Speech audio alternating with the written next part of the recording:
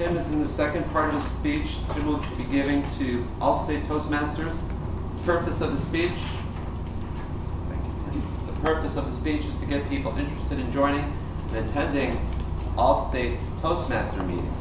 And now, please give a warm welcome to Tim.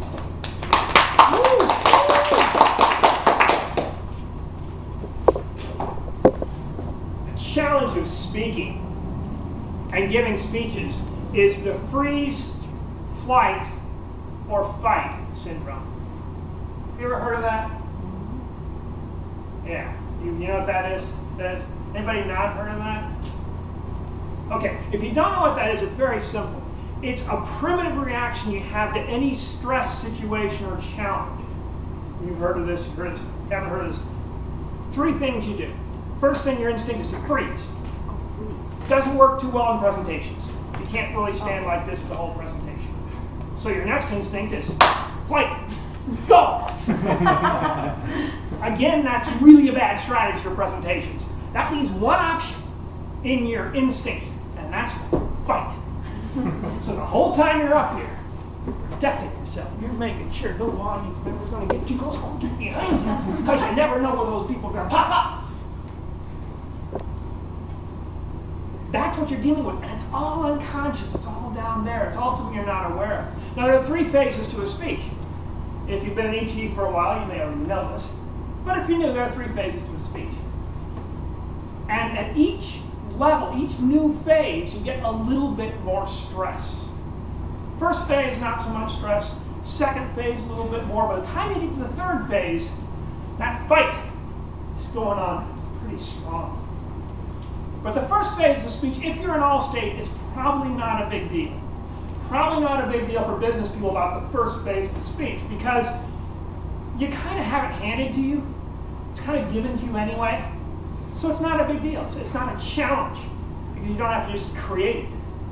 And the first phase is the content. Not a big deal, right?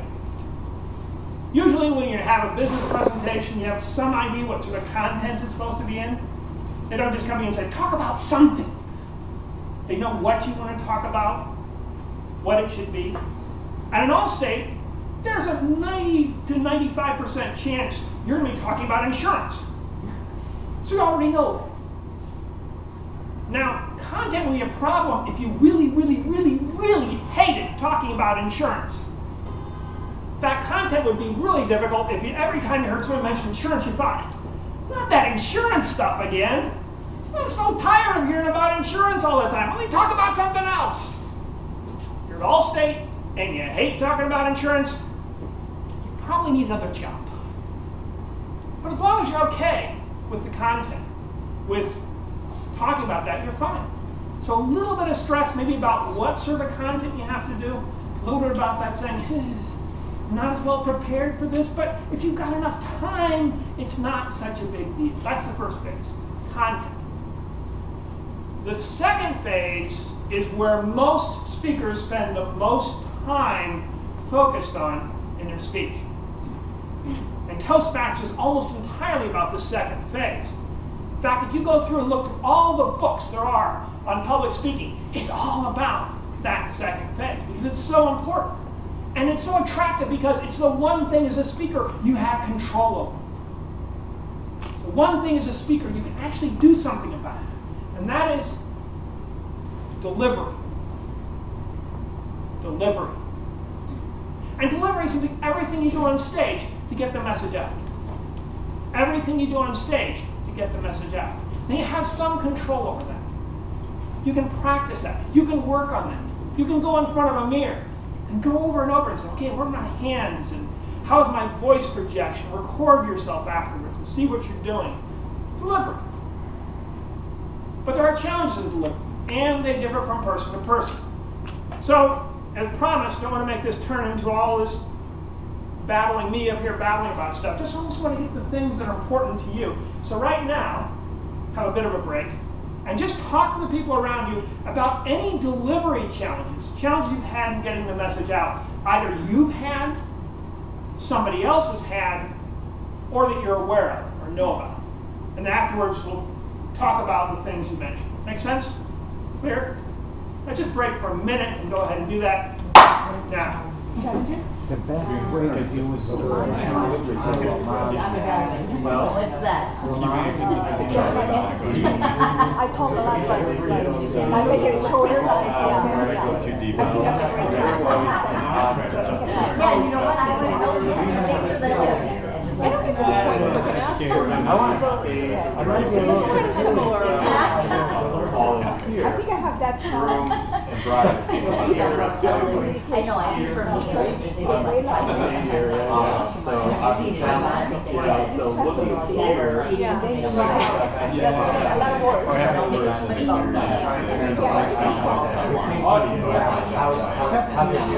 Yeah, exactly. Straight for something. So I have A lot of things that I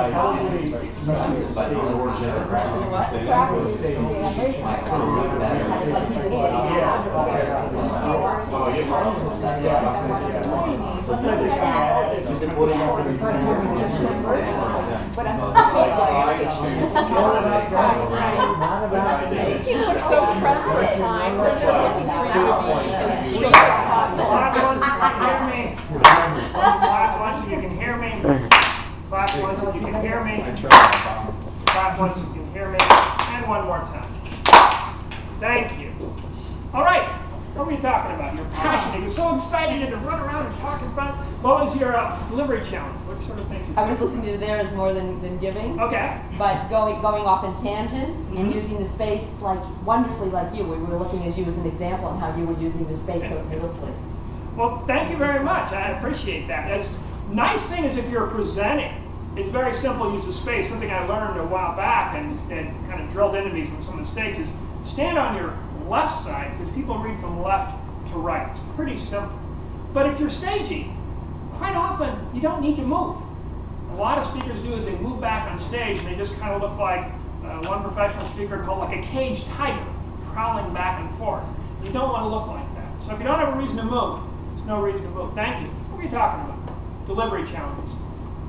I was talking about how when I was giving my best man toast, the groom and bride were on one side, the audience was on another, so maintaining a wide range of view, we're trying to make that. Exactly. And that can happen sometimes where things are split up. You got to figure out, well, where's the most attention going to be? And really in that situation, probably would be in the audience. You probably figure that out. The audience is what this is all about. I'm talking to them, I'm sharing with them, and the bride is kind of like a prop, kind of demonstrating what you're talking about. The bride is the prop. Basically like a prop back there. You can say, what a great brother I had, cue the brother, and go on with your speech. Because it is all about that audience connection, making that audience connection. And one thing about it is your Toastmasters really is your place to practice different staging, different ways to practice your delivery challenges so you get better. As a professional speech coach, one thing I remind people is you don't instantly get better. You have to practice to get better. Speeching is re-speeching. Some word that Ken hates, but I think it's a good word. Speeching, which means to give a speech. Screeching, right? Same sort of thing, yes. But speeching is re-speeching. Give your speech over and over again, and you get better at doing it. That's the natural process. All right, great. So far talked about content and delivery. And that's what people tend to focus on. Most speakers, when they're going to speak and they're going to present, and most of the books will focus on content. Make sure you've got all your content in order. Make them delivery. Make sure you're all ready to deliver. Make sure you've got everything prepared. You've been looking in the mirror. You know how everything looks and how your gestures, how you move on stage. But they forget about the third phase. The third phase is the most important thing.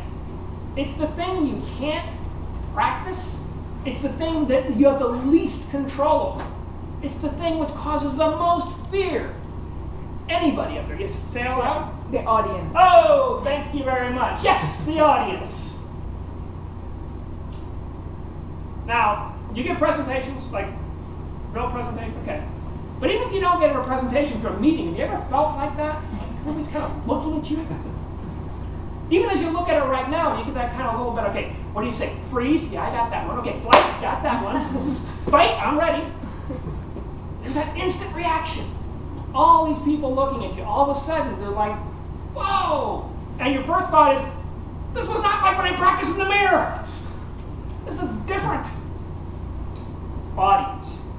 And most importantly, Toastmasters is your place to practice audience. Because audience will change. Every time you give a speech, you have a new audience, even if you have the same people.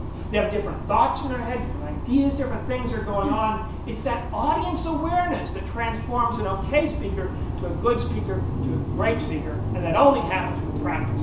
So you can practice your content, your delivery. Don't worry, content, got the content down. You can practice your delivery perfectly, everything is great, but you get in front of that audience and, whoa.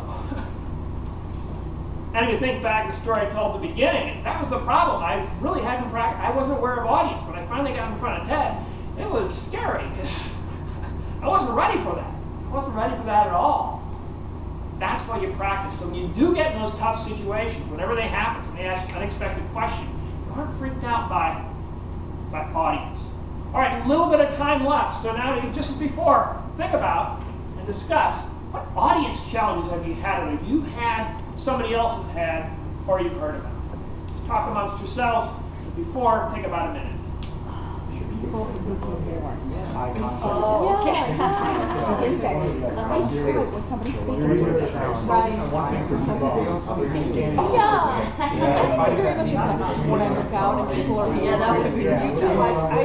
not doing my job.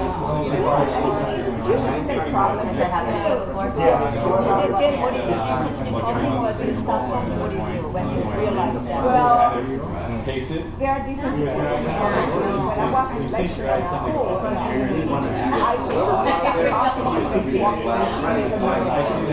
And then you put me cover for listening, right? It's usually the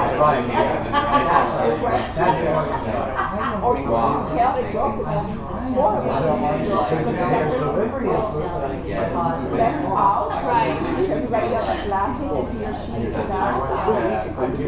Or I can. I don't know. Insecure because I feel like I'm not doing my job if they're not listening. Oh, it's a problem. I'm glad What should you be? Should you be asking the question more on the tempo? Exactly.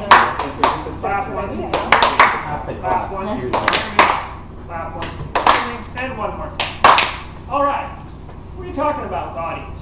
What's going to be your mind about? You want to share? He was actually sharing with me. So. Ken is a great sharer. Yeah. Ken, What were you Professor sharing? No, he asked you. Everything ties back to women too, so it's kind of. Oh, well, there you go. And as a male, I agree everything does tie back to women. What was he talking about? Go ahead. I really wasn't. He was sharing with me. Okay, what was he sharing with you? He was saying that you have to speak the audience's language, and sometimes it's a little tough. Like he was speaking with Chinese students once, and doesn't speak Chinese. But then he said it's just like women, you know, like. I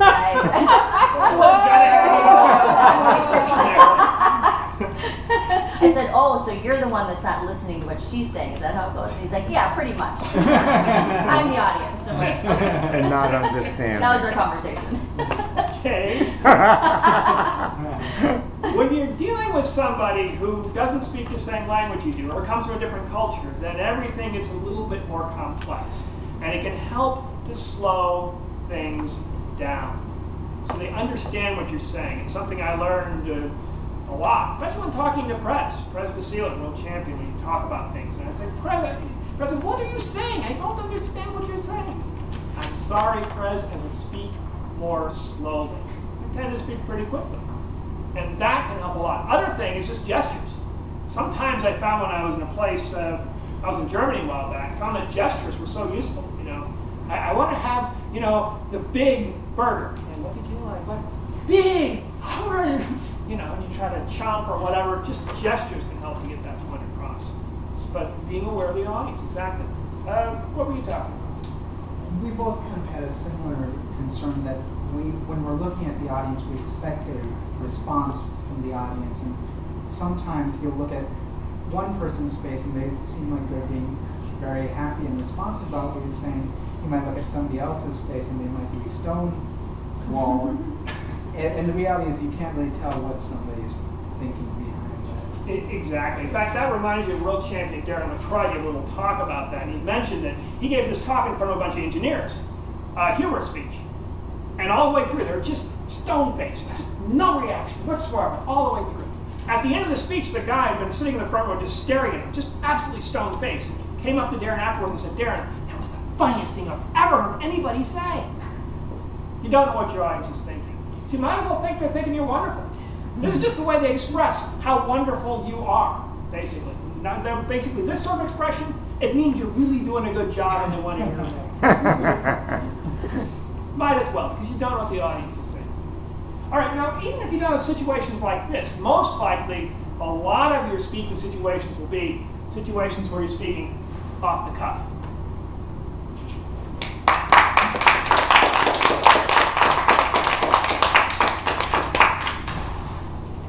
Excellent presentation, Tim. Our second